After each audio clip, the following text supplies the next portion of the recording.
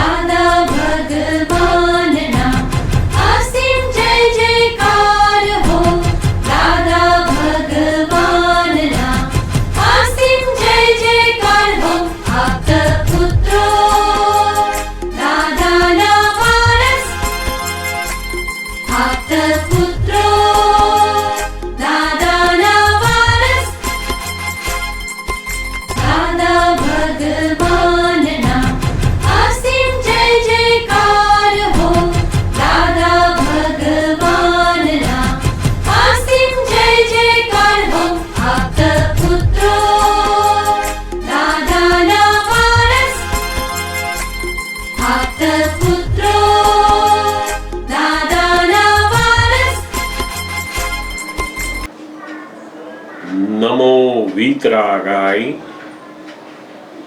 નમો અરિહંતાણમ, નમો સિદ્ધાણમ, નમો આયરિયાણમ, નમો બસ્સાયાણમ, નમો લોયે serve સાહુણમ. એસો પંચ નમોકારો સૌવ પાવપણાસણો મંગલાણં ચ સવ્વેસિં પડવં હવૈ મંગલમ. ઓમ નમો ભગવતે વાસુદેવાય. ઓમ નમઃ શિવાય. જય સચ્ચિદાનંદ, જય સચ્ચિદાનંદ, જય સચ્ચિદાનંદ. ચાલો ત્યારે આપણે કવિરાજનું પદ સાંભળીએ.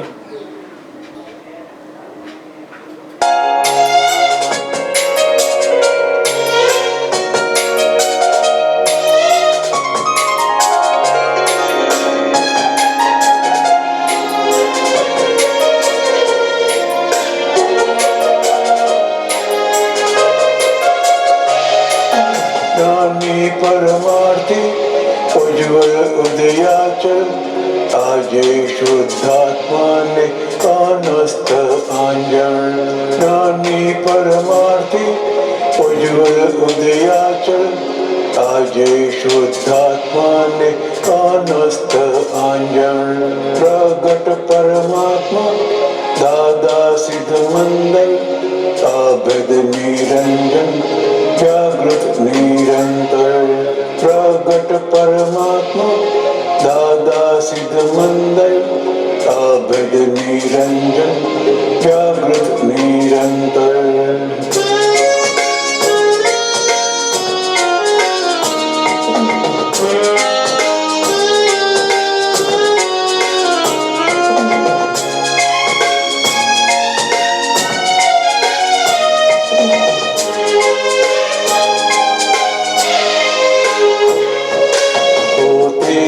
પોતાનો છે જોખમદાર, આરોપિત અથડામણ તીક્ષ્ણ કરંધાર. પૂરણ ગલનથી પરમાણુ ભમનાર, ઉપર નથી કોઈ બાપોય રચનાર.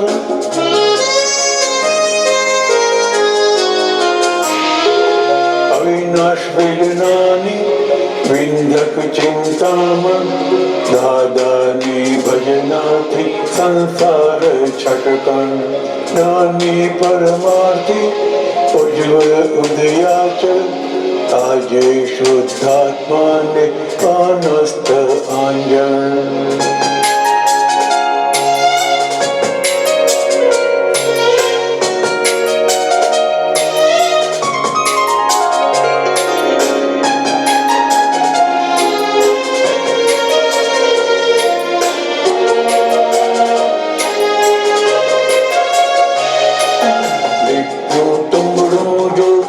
સ્વયંભૂ સુંદર માટી નીચે તો તુમડું ઉપર, ખીચે પ્રભાવે મીઠું અંતઃકરણ. આત્મ સ્વભાવે ઊંચું ગમન સ્તર.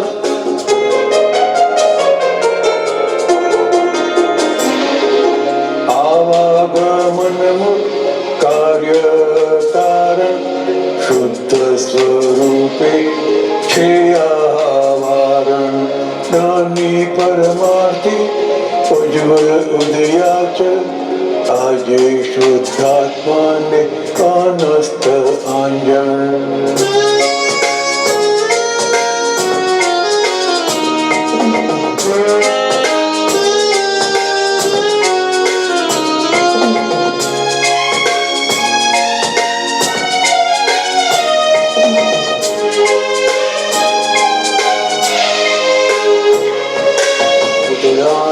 નાચે છે પર સત્તા કૂચીથી મૂઢાત્મા રાચે છે બ્રહ્મખત્તા ખૂબીથી મિથ્યાત્વી આરોપણ હું મારું ભ્રાંતથી સત્યાથી યથાર્થ હું ભિન્ન દેહાદિથી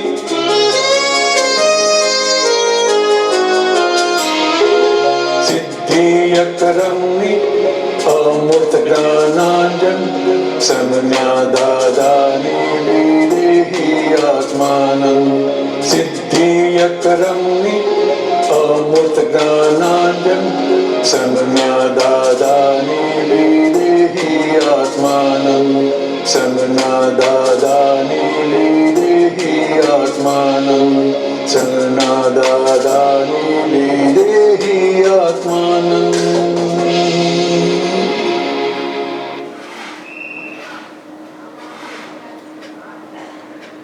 જય સચ્ચિદાનંદ, જય સચ્ચિદાનંદ.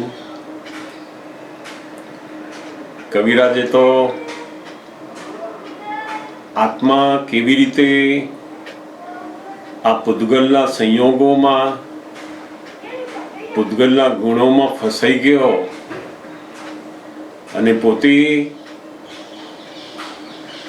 અજ્ઞાનતાથી જ જે બીજ નાખ્યા છે એ પોતે જ જોખમદાર બને છે. એનું ખૂબ સુંદર પદ્યની અંદર એમણે વાતો મૂકી. જ્ઞાની પરમાર્થી ઉજ્જવલ ઉદયાચલ. જ્ઞાનીની દરેક ક્રિયા એ પરમાર્થ માટે હોય છે, આત્મહેતુ માટે હોય છે. એમની કોઈ પણ ક્રિયા એ પરમાર્થી ક્રિયા કહેવાય છે, કારણ કે એમનો જે હેતુ છે એ અંદરનો કેવળ આત્મહેતુ માટે જ બધું કરી રહ્યા હોય છે. માટે એમની દરેક ક્રિયા એ પરમાર્થી કહેવાય છે. અને તે કેવી ક્રિયા? ઉજ્જવલ ઉદયાચલ. એમને જેવા જેવા ઉદય આવે એ ઉદયને અનુરૂપ, અને એમાં પણ એવા ઉદયો હોય કે જે કલ્યાણકારી હોય, ઉજ્જવલ હોય. પોતાના મન વચન કાયાની એક પણ ડાઘ પડે નહીં એવા એમના ઉદયો, અને એમની દરેક ક્રિયા પરમાર્થ માટે, આત્મા માટે. એ ખાતા હોય તોય આત્મા માટે, ફરતા હોય તોય આત્મા માટે, બોલતા હોય તોય આત્મા માટે, એ કંઈ વાંચતા હોય તે આત્મા માટે, કોઈ લડતા હોય તોય આત્મા માટે. એમને એમનું પોતાનું કંઈ પણ કરવાનું રહ્યું નહીં, કેવળ આત્મા માટે જીવે છે. એટલે જ્ઞાની એ બહુ મોટા પરમાર્થી જીવનવાળા કહેવાય છે. અને એવા જ્ઞાની નો યોગ જો આપણને થાય તો આપણને શું કરે છે? તો કે શુદ્ધાત્માનું અનસ્ત આંજણ કરી દે છે. લોકો કહે ને કે દરેકની અંદર ભગવાન જુઓ, એ જુએ કેવી રીતે?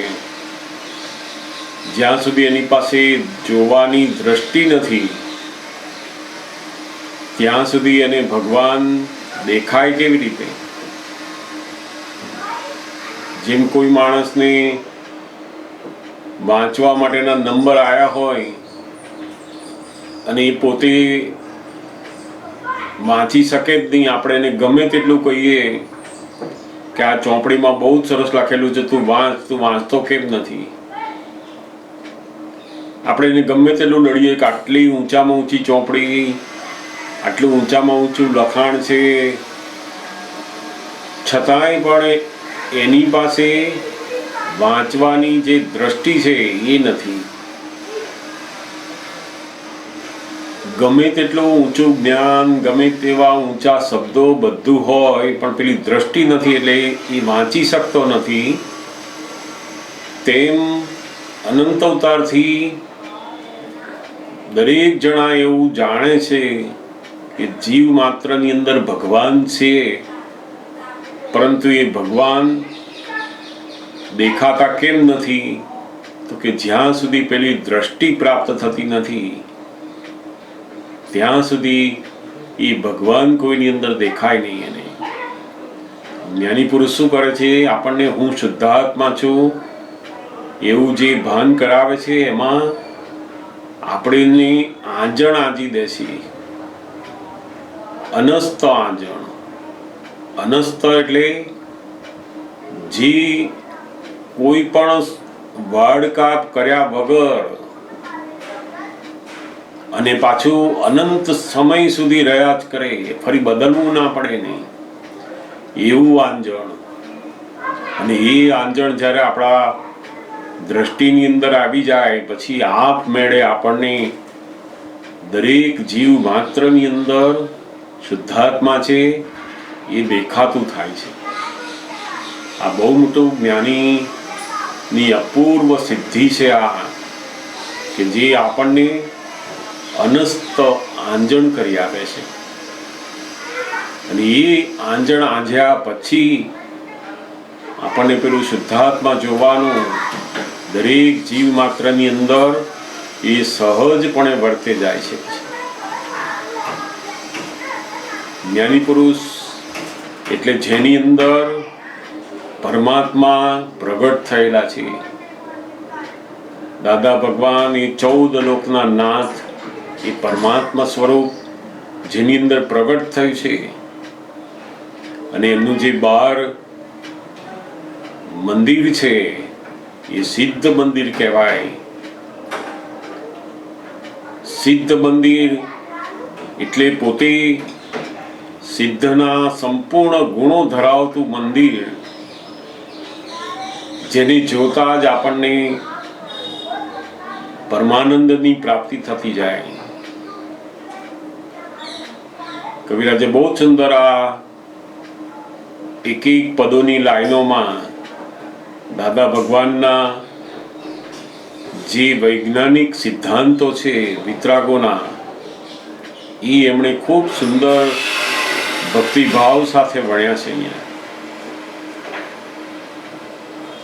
સામાન્યપણે જ્યારે બહુ મોટા પઝલની અંદર આવીએ ત્યારે ઘણા લોકોને થાય કે ભગવાન કેમ આવું કરતો હશે.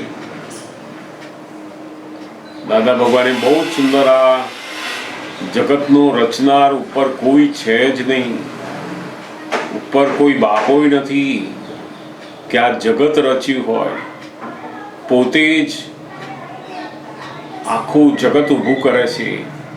અને એ જગતના ઊભા થવામાં પોતાનું જે અજ્ઞાન છે, પોતાનો જે અહંકાર છે, એના આધારે જ આખું આ જગત ઊભું થયેલું છે. આજે એની જે ગમતા સંજોગો અથવા ના ગમતા સંજોગો, ગમતા માણસો, ગમતી નોકરી, ગમતી વસ્તુઓ, ઘર-બાર અથવા તો ના ગમતું, પણ એ બધું પ્રાપ્ત થયું છે શાના આધારે? તો કે પોતે જ પોતાનો જ જોખમદાર છે. આજે એને કોઈની જોડે નથી ગમતું, નથી ફાવતું, તો એને થાય કે આવા માણસો મને જ કેમ મળ્યા? તો કે પોતે જ આ પોતાનો જોખમદાર છે. ના ગમતા માણસો જોડે રહેવાનું આવે છે, આપણે જ બીજા માટે બધું કરવાનું આવે છે. એની અંદર પણ પોતાની જ જોખમદારી હોય છે. અને એ સમજાતા એ પોતે જે કંઈ બધી અથડામણો થાય છે એમાંથી બહાર નીકળે છે. જ્યાં સુધી એને એવું અજ્ઞાન દ્રષ્ટિ ફિટ થયેલી છે કે ઉપર કોઈ બાપો છે રચનાર અને ભગવાને મને આવું બધું કરી આપ્યું છે, આ લોકોએ આવું બધું કરી આપ્યું છે, ફલાણાએ મારું જીવન આવું કરી આપ્યું છે, ત્યાં સુધી એના કર્મનો હિસાબ એની જોડે ઋણાનો બંધ નવા ચાલ્યા જ કરે છે. જ્યારે એને સમજાય કે હું પોતે જ જોખમદાર છું, પછી એની દ્રષ્ટિ બીજાને નિર્દોષ જોવામાં એની મહેનત થતી જાય છે. આ બહુ સુંદર વાત કવિરાજે અહીંયા વ્યક્ત કરી છે. કારણ કે દાદા ભગવાન કહેતા કે ઉપર કોઈ ભગવાન ચલાવનાર છે એવું જરૂર છે, પણ કોને? તો કે જે થિંકર પીપલ નથી એના માટે બહુ જરૂર પણ છે. જો એને એવું કહેવામાં આવે કે ઉપર કોઈ નથી અને કોઈ ભગવાન નથી તો એવા લોકો બેફામ થઈ જાય, ચોરો લૂંટી જવાનું બધું. ઉપર કોઈ બાપુ નથી એને ભય લાગે નહીં. કેટલાક જે થોટલેસ પીપલ છે એમના માટે આ ભગવાન કરતા છે એ જ્ઞાન જરૂરી છે. કારણ કે ભગવાનના ભયથી પાપ ઓછા કરી શકે છે. પણ જે થિંકર પીપલ છે, જેની સમજણ છે, એમને જરૂર છે વાસ્તવિક જ્ઞાન જાણવાની. અને એ જ્ઞાન છે કે આ જગતમાં કોઈ ઉપર એવું છે નહીં, કોઈ ભગવાન ઉપર એવો નથી કે જે આ બધું સંચાલન કરે.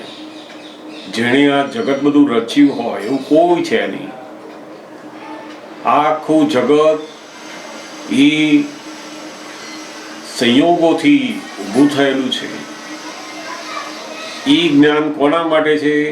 તો કે જે લોકો થિંકર પીપલ છે એના માટે એ જ્ઞાન છે.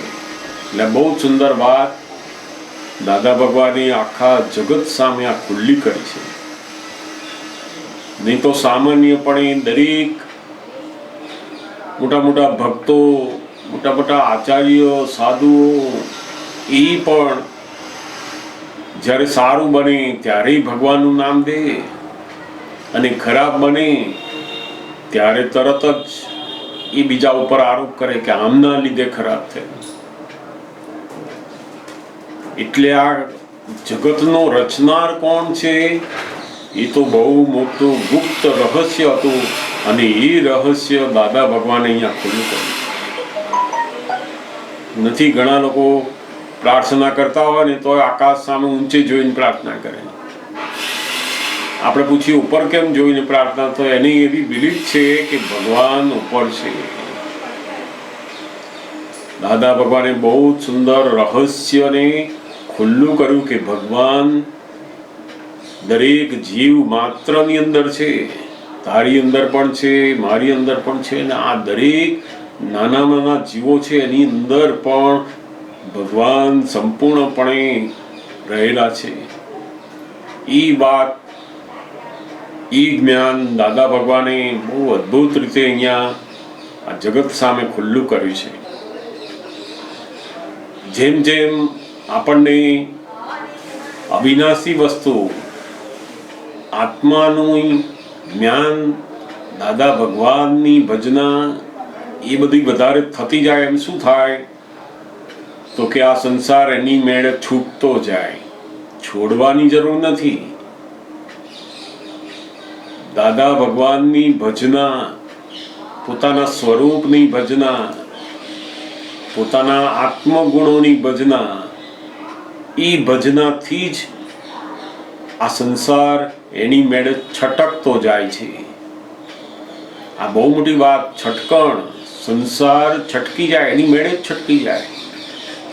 આપણે એને કાપવાનો નથી, તોડવાનો નથી, કશું જ કરવાનું નથી. કરવાનું શું છે વિજ્ઞાનમાં? તો કે પોતે આત્માના ગુણો, અવિનાશી તત્વના ગુણોની ભજના, એની ચિંતામણી વધારે કરવાની છે. જેમ જેમ જ્ઞાનીની અથવા આત્મતત્વની જેમ જેમ ભજના થાય એમ સંસાર આપમેળે છટકી જાય. એ બહુ જ સુંદર વાત અહીંયા કવિરાજે મૂકેલી છે. જેમ એક બહુ મોટો દરિયો હોય અને એ દરિયાના પાણીની અંદર પહેલા એક તુંબડું આવતું. એ તુંબડું ની નીચે જો તમે આમ માટી લીપી હોય ને તે એ માટીના વજનથી તમે તુંબડાને પાણીમાં નાખો ને તો નીચે બેસી જાય. કારણ કે નીચે પેલો જે લેપ કરેલો છે માટીનો, એનું જે વજન છે એ તુંબડાને ક્યાં લઈ જાય? નીચે લઈ જાય છે. પછી જેમ જેમ પાણીની અંદર એ માટી ઓગળતા ઓગળતા ઓગળતા ઓછી થતી જાય, જેવી માટી પેલી પાણીના કારણે ઓગળે છે પાણીમાં, એટલે પેલું તુંબડું ઉપર આવે છે. તુંબડું કશું જ કરતું નથી, એને નીચે જવાનું પણ એ કરતું નથી કે ઉપર આવવાનું પણ એ કરતું નથી. અને તુંબડાનો જે સ્વભાવ છે કેવો છે? તો કે તરવાનો જ છે, પાણીમાં એ ડૂબે જ નહીં એવો છે. પણ છતાં એ શેના આધારે ડૂબ્યું? તો કે પેલી માટી નીચે લગાવેલી છે એના કારણે તુંબડું નીચે ડૂબી જાય છે. અને એ પાણી પોતાના સ્વભાવથી માટીને તુંબડાથી જુદી પાડે છે. અને જેવી માટી દૂર થાય એટલે એની મેળે જ તુંબડાનો જે સ્વભાવ છે તરવાનો, એની મેળે જ ઉપર આવી જાય છે. એવું જ આપણું આખું અંતસ્કરણ, પોતાનું ચિત્ત નું આખું અંતસ્કરણ એ આ પૂદગલ તત્વોથી કેવું છે? માટીની માફક પૂદગલ તત્વો ચોટેલા છે. આ વિનાશી માન્યતાઓથી ચિત્ત કેવું થઈ ગયું છે? તો કે એનું આખું અંતસ્કરણ નીચે ખેંચી જાય છે. અને જ્યારે પોતે પોતાનું ચિત્તની અંદર આત્મતત્વના ગુણો આવે છે ત્યારે પેલી માટી બધી ઓગળવા માંડે અને ફરી પાછું તુંબડું કેવું આવી જાય છે? ઉપર આવી જાય એની મેળે જ. કારણ કે આત્માનો જે સ્વભાવ છે કેવો છે? ઊંચો, ઉપર આવવું, એ જ એનો સ્વભાવ છે. એટલે બહુ જ સુંદર આ દાદા ભગવાનનો દાખલો આપતા અને એ દ્રષ્ટાંતને કવિરાજે અહીંયા અદ્ભુત રીતે વર્ણન કરેલું છે. કોઈ પણ અવતારની અંદર આત્મતત્વ એ અનંત અવતારોમાં જાય છે, છતાં પણ એ પોતે શુદ્ધ જ રહે છે. કારણ કે પોતાનો જે સ્વભાવ છે એ ક્યારેય ડૂબવાનો છે જ નહીં. અને એટલે જ જ્ઞાની પણ આપણને એ ડૂબેલા જેવું લાગે છે એમાંથી એ પોતે બહાર કાઢી આપે છે. કારણ કે વાસ્તવમાં એ ખરેખર એના સ્વભાવમાં ડૂબવાનું છે જ નહીં. જેવી પેલી માટી ઓછી થાય એટલે તુંબડું એની મેળે જ ઉપર આવે, એમ આપણી અંદર પણ આપણું આખું અંતસ્કરણ જેમ જેમ જ્ઞાનીની ભજના, આત્મતત્વના ગુણોની ભજના એ થતી જાય એમ આપમેળે એ ઉપર આવતું જ જાય, આત્મ સ્વભાવમાં આવતું જ જાય, આવતું જ જાય. બહુ જ સુંદર વાતો કવિરાજે અહીંયા મૂકી છે. એક એક પદોની અંદર અદ્ભુત દાદા ભગવાનનું જ્ઞાન કવિરાજે ખૂબ સુંદર રીતે વર્ણન કરેલું છે. તમારામાંથી કોઈને કોઈ પ્રશ્ન હોય તે પણ આપણે વાત કરતા જઈએ, જરૂરથી પૂછશો. મારી પાસે એક પ્રશ્ન છે એ પણ આપણે લેતા જઈશું. આ પૂછો.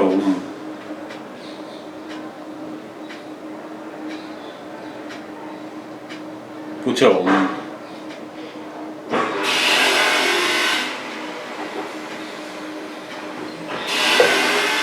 અવાજ આવે છે? હા, અવાજ આવે છે. પૂછો પૂછો.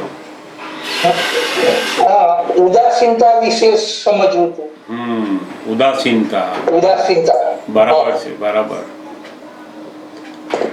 બહુ બહુ સુંદર. આ ઉદાસીનતા એ બહુ મોટી જ્ઞાન દશા છે. સામાન્યપણે વ્યવહારની અંદર આપણે જેને ઉદાસીનતા માનીએ છીએ એ કેવી છે તો કે જેમ કોઈને કોઈ વસ્તુમાં કોઈ વિષયમાં રસ ના પડે તો આપણે એવું કહીએ છીએ કે આ માણસ બહુ ઉદાસીન છે.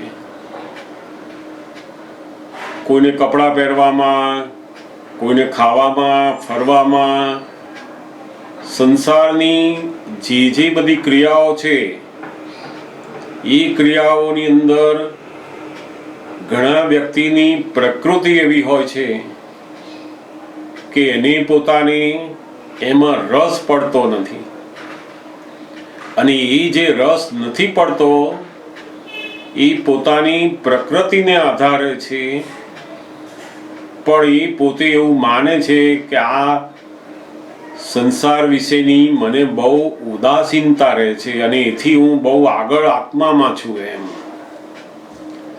વાસ્તવમાં જ્ઞાનીઓએ આ પ્રકૃતિની જે ઉદાસીનતા છે એને કોઈ જ્ઞાન દશા કહેતા નથી.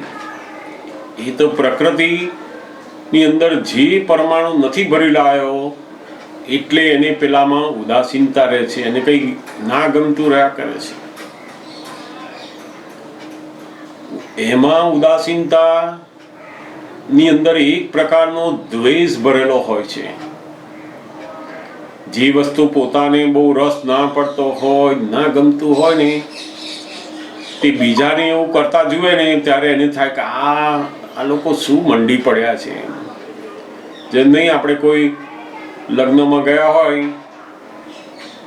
તો ઉદાસીન પ્રકૃતિ વાળા લગ્નમાં આવ્યા હોય ને તે એમનેમ ફરે ખરા વરઘોડામાં, એ બધા બહુ નાચે કૂદે આમ કરતા હોય ને તેને તો એવું અંદર થાય કે આ શું લોકો ટાઈમ વગરના લઈને બેઠા છે, આ બધું બહુ ખોટું લઈને બેઠા છે, આમ છે. એટલે અંદર એવું બધું થયા કરે. પેલા બધા આનંદ કરતા હોય તો પેલા ઉદાસીનતા વાળાને અંદર દ્વેષ ઉભો થયા કરે. હવે એને એવું થાય કે આ મારી બહુ મોટી સમજણ, મારી બહુ મોટી દશા છે. ખરેખર વાસ્તવમાં એ તો પ્રકૃતિનો એક એવો ગુણ છે કે એની અંદર તારામાં આવો રસ નથી ભરેલો.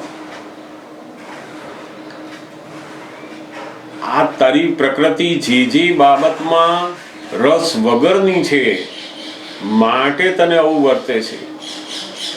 કેટલાક નથી પૈસા હોય બહુ ગણવાના જ નહીં, લઈને મૂકી દે, એને રસ નથી એટલે પાછો ઘેર જઈને બધું ગણે પાછો. પણ પેલા હાજરીમાં જે ગણવાનું હોય એ ના ગણે, એના કરતા હાજરીમાં જ ગણી લો તો શું ખોટું, પણ એ ના ગણે. તો કે આ પ્રકૃતિની અંદરના જે બધા રસ ઓછા છે એની જગતના લોકો ઉદાસીનતા કહે છે. વાસ્તવમાં જ્ઞાન દશાની જે ઉદાસીનતા છે એ તો બહુ મોટી દશા કહેવાય છે. એને તો જ્ઞાનીઓની દશા કહેવામાં આવે છે. તો કે આ જે ઉદાસીનતા જ્ઞાનીઓની છે કેવી છે તો કે પોતાને બિલકુલ અંદર રસ ના હોય છતાં પણ પોતે સંભાવમાં વર્તે અને એ સંભાવની અંદર રહી અને પેલું બહાર બધા કાર્યો પૂરા કરે, એની ભગવાને બહુ મોટી ઉદાસીનતા કહી છે. જેમ આપણને જ્ઞાન પ્રાપ્ત થયા પછી દાદા ભગવાનની જે આજ્ઞા છે એ આજ્ઞા ધર્મની અંદર જે ફાયદોનો સંભાવે નિકાલ છે એ બહુ મોટી ઉદાસીન દશાની અંદર આપણને સ્થિત કરે એવી એ દશા થાય છે. આપણે કોઈ પ્રકૃતિની અંદર બિલકુલ રસ ના હોય અને છતાં પણ ફાઇલના સંભાવે નિકાલ માટે આપણે બરાબર એ નાટકીય રૂપે કરતા હોઈએ ત્યારે એ સંભાવે નિકાલની જે દ્રષ્ટિ સાથે બધું કરીએ છીએ એની અંદર ઉદાસીનતા કહેવાય છે. બહાર બિલકુલ ખબર નથી પડતી કે એમને રસ છે કે નથી એવું, અને એમ જ લાગે કહો અમારા જેવું જ અમને બધું રહે છે, બહાર બધું જ આવું કરે છે, પણ અંદર એમને બિલકુલ રસ ના હોય અને પેલો દ્વેષ પણ ના વર્તતો હોય. પાછો કોઈની પ્રકૃતિમાં એનો બહુ જ રસ હોય ને તો એને દ્વેષ ઊભો ના થાય. એવી જે દશા છે એને ઉદાસીનતા કહેવાય છે. જેમ કોઈ માણસ તમારા વિશે કશું ખરાબ બોલે ને તોય તમને એના ઉપર દ્વેષ ના થાય, અને જો દ્વેષ થઈ જાય અંદર મનથી પણ તો પાછું તરત પેલું જ્ઞાન હાજર થાય, અંદર પ્રતિક્રમણ કરે કે ના આની ભૂલ જોવા જેવી નથી, આ ખોટું હું એની ભૂલ જોઉં છું. કોઈ માણસ ગમે તેવો દ્વેષીલા વાક્યો બોલે, ગમે તે કરે, છતાં પણ તમને અંદર બિલકુલ દ્વેષ થતો નથી, એ બહુ મોટી ઉદાસીનતા કહેવાય છે.